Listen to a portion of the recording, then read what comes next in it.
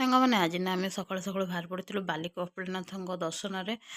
ତ ଇଏ ଟିକେ ମଝିରେ ରହିଯାଇଥିଲେ, ଟିଫିନ୍ ଟିକେ କରିଥିଲେ, ବାବୁ ଟିକେ କରିଥିଲେ, କିନ୍ତୁ ପୁଅ କିଛି ଖାଇନଥିଲା ଆଉ ଇଏ ଖାଲି ଖାଇଥିଲେ।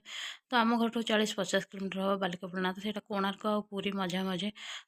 2-3 ବର୍ଷର ମାନସିକ ଥିଲା, ତ କେବେ ବି ଯାଇପାରୁନଥିଲୁ। ଆଜି ଠାକୁରଙ୍କର ଡୋରି ଲାଗିଲା ତ ଗଲୁ, ଠାକୁରଙ୍କୁ ଭଲ ଲାଗେ ଦର୍ଶନ କଲୁ। ଆଉ ଆଙ୍କର ଗୋଡ଼ କ'ଣ ହେଉଥିଲା, ତ ଗୋଡ଼ ଆଉ ହାଡ଼ ଏଗୁଡ଼ାକ ଯଦି କିଛି ଖରାପ ଥାଏ ତ ସେଠି ଠାକୁରଙ୍କ ଅପେକ୍ଷା ମାନସିକ କଲେ ପୂର୍ଣ୍ଣ ହେଇଯାଏ। ଆମେ ଠାକୁରଙ୍କ ବେଢ଼ା ବୁଲିଥିଲୁ, ସେଠି ଟିକେ ପ୍ରସାଦ ପାଇଥିଲୁ।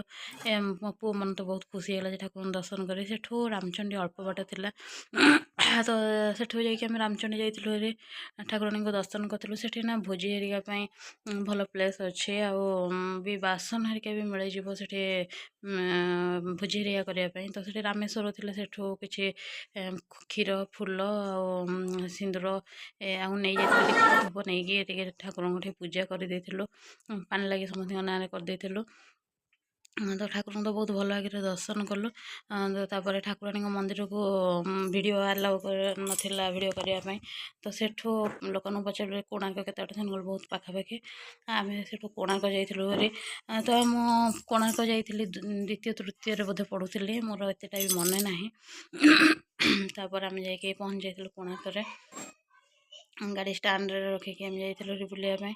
ତ ମନ୍ଦିର ଭିତରକୁ ତ ଆଲାଉ ନଥିଲା ଯିବା ପାଇଁ। ଆମେ କିଛି ଫଟୋ ସେ ପାଖାପାଖି ଉଠାଇ ଦେଇଥିଲୁ।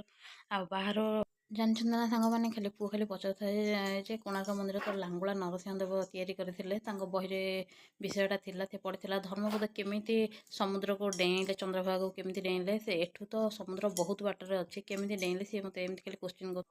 ମୁଁ ବି ତାକୁ କହିଦେଉଥିଲି କି ସମୁଦ୍ର କାଳକ୍ରମେ ଦୂରକୁ ଘୁଞ୍ଚି ଯାଇଛି, କିନ୍ତୁ ଏଠି ପାଖ